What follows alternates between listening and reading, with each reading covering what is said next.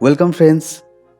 আজকের গার্ডেনিং পাঠশালায় গাছ করার সবচেয়ে সহজ উপায় একটা আমি আপনাদের দেখাবো, যে পদ্ধতিতে মাটি লাগবে না, গোবর সার বা ভার্মি কম্পোস্ট লাগবে না, হাড় গুঁড়ো, শিংকুচি, কোনো ধরনের কোনো খাবার লাগবে না। শুধুমাত্র লাগবে সেটা হলো কোকোপিট আর দুটো লিকুইড খাবার। এই পদ্ধতিতে টবে আপনি প্রায় সমস্ত ধরনের গাছ করতে পারবেন খুব সহজে, আর গাছের বৃদ্ধিও হবে খুব ভালো।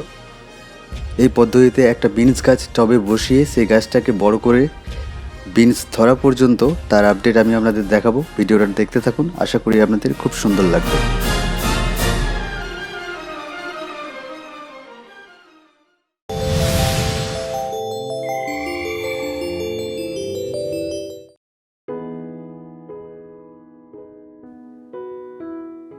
এটা একটা বিনস গাছের চারা। এই চারাটাকে আমি এখন টবে বসাবো। ছোট চারা বসাবার জন্য প্রথমে এই ধরনের ছোট টব ব্যবহার করবেন। এটা একটা 4 ইঞ্চির টব। আমি শুধু কোকোপিট নিয়েছি। কোকোপিট দিয়ে টবটাকে ভর্তি করে দিচ্ছি। এরপর এই টবের ঠিক মাঝখানে আমি চারা গাছটাকে বসিয়ে দেব।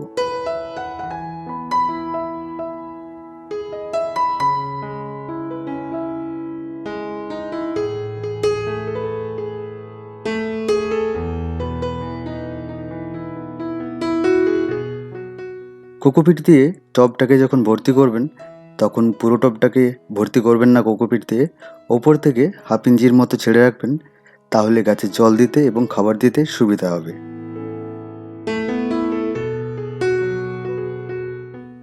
আমি যে খাবারটা এখন গাছে দিচ্ছি, এই খাবারটা গাছের শিকড়ের দ্রুত বৃদ্ধিতে সাহায্য করবে। এটা আমি তৈরি করেছি 500 ml জলের সাথে 1/2 গ্রাম হিউমিক অ্যাসিড, 1 গ্রাম রুট হরমোন পাউডার এবং 1 ml সিউইড এক্সট্রাক্ট দিয়ে।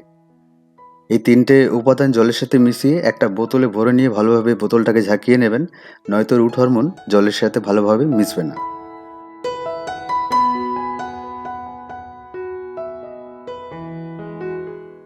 কোকোপিট কি আপনারা প্রায় সকলেই জানেন। যারা জানেন না তাদের জন্য বলে রাখি, কোকোপিট হলো শুকনো নারকেলের খোসাটা ছাড়াবার সময় যে গুঁড়োগুলো পড়ে, সেগুলোই হলো কোকোপিট। এই কোকোপিট বাজারে কিনতে পাওয়া যায়। খুচরো কোকোপিট কিনবেন না, কোকোপিটের ব্লক কিনবেন। আর অবশ্যই ভালো মানের কিনতে হবে, নয়তো ভালো গাছ হবে না। ভালো মানের কোকোপিটে কোকো কয়ের এবং কোকো ডাস্ট অনেক কম পরিমাণে থাকে।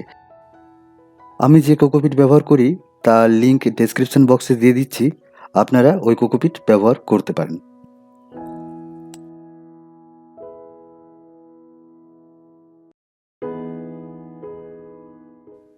কোকোপিটের ব্লকটাকে পুরোটাকে জল দিয়ে ভিজিয়ে দেবেন না, ওখান থেকে কিছুটা অংশ নিয়ে সেটাকে জল দিন, তাহলেই সেটা আয়তনে আরও অনেকটা বেড়ে যাবে।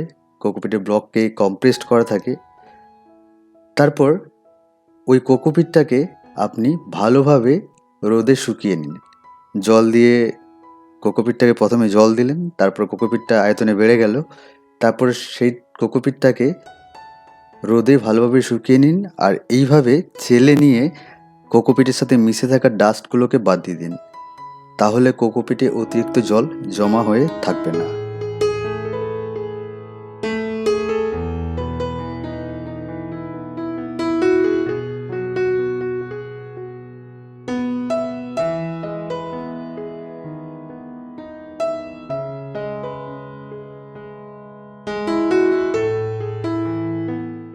শুধুমাত্র কোকোপিটে এই পদ্ধতিতে কী গাছ করা যায়?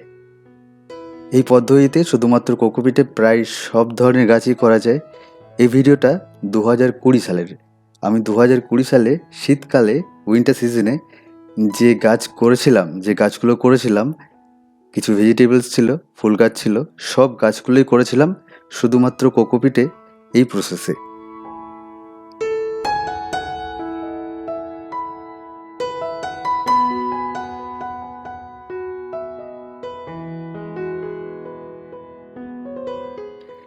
এই বেগুন গাছটা করেছিলাম শুধুমাত্র কোকোপিটে। এই পদ্ধতিতে আপনি সারা বছর শুধুমাত্র কোকোপিট ব্যবহার করে পুদিনা গাছ করতে পারবেন, সারা বছর ধরে ধনেপাতা গাছ করতে পারবেন। এই পদ্ধতিতে খুব সুন্দর হয় এই গাছ। এই পদ্ধতিতে আপনি পেরেনিয়ালস গাছ অর্থাৎ বহুবর্ষজীবী গাছও করতে পারবেন। তবে বহুবর্ষজীবী গাছ যদি এই পদ্ধতিতে করেন শুধুমাত্র কোকোপিট ব্যবহার করে, তাহলে আমি সাজেস্ট করব কোকোপিটের সাথে পারলাইট মিশিয়ে নিতে। তাহলে ভালো হয়। আপনি 3 ভাগ মেশাবেন কোকোপিট এবং 1 ভাগ মেশাবেন পারলাইট।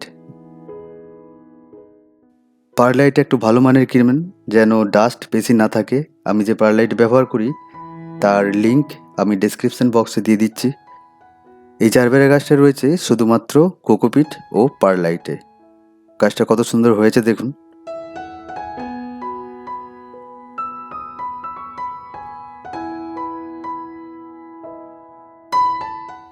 আমি বিনস গাছের চারাটাকে টবে বসিয়ে শেডে রেখেছিলাম 3 দিনের জন্য।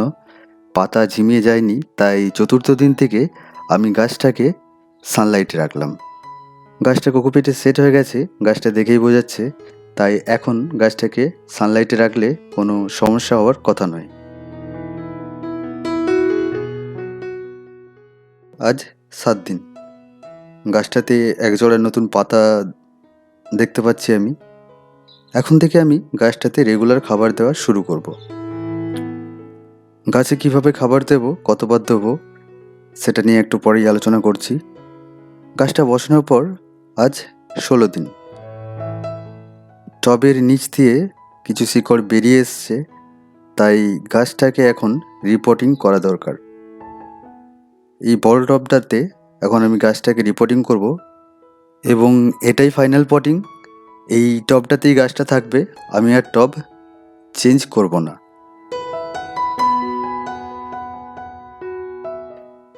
আরও কিছু কোকোপিট ব্যবহার করে এই গাছটাকে এখন আমি এই বড় টবটাতে বসিয়ে দেব।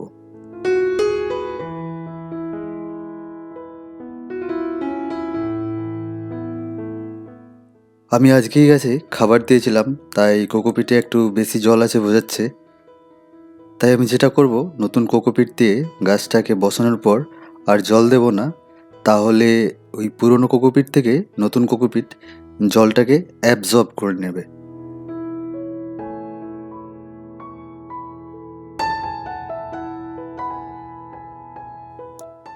গাছ বসানোর পর আজ 19 দিন। গাছটার গ্রোথ খুব সুন্দরভাবে হচ্ছে।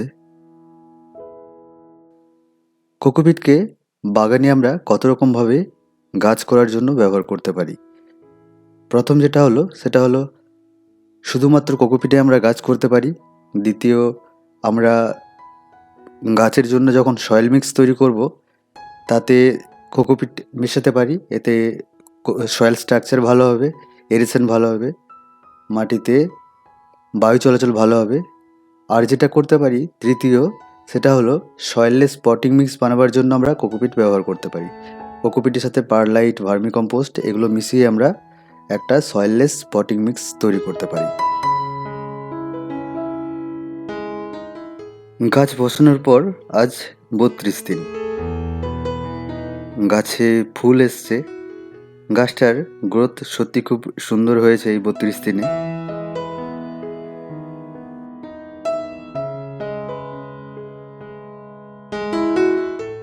যে দুটো খাবার আমি গাছে দিচ্ছি সেগুলো সত্যিই খুব সুন্দর কাজ করছে। গাছের গ্রোথও খুব সুন্দর হচ্ছে।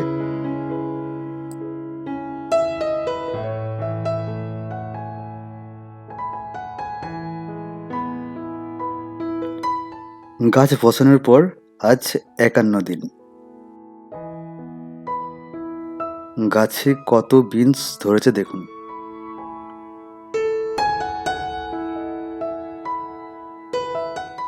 প্রচুর বিনস ধরেছে গাছটাতে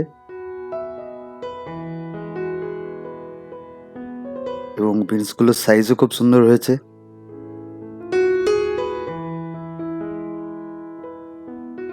বিনসগুলো এখন হারভেস্ট করা চলবে।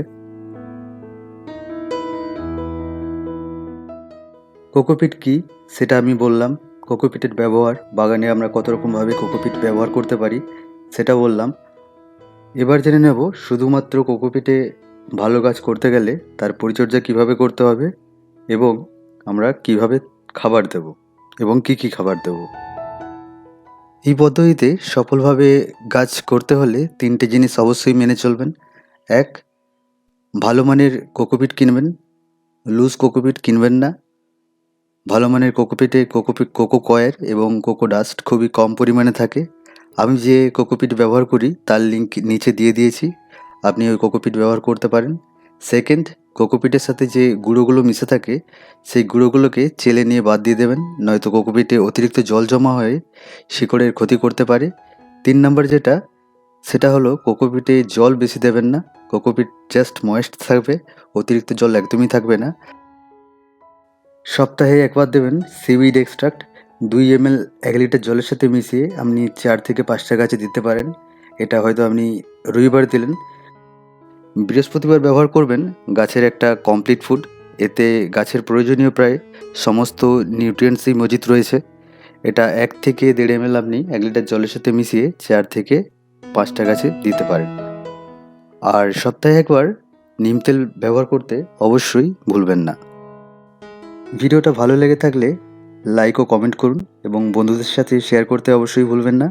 আর চ্যানেলটিকে এখনও সাবস্ক্রাইব না করে থাকলে চ্যানেলটি সাবস্ক্রাইব করে গার্ডেনিং পাঠশালার সাথে থাকুন।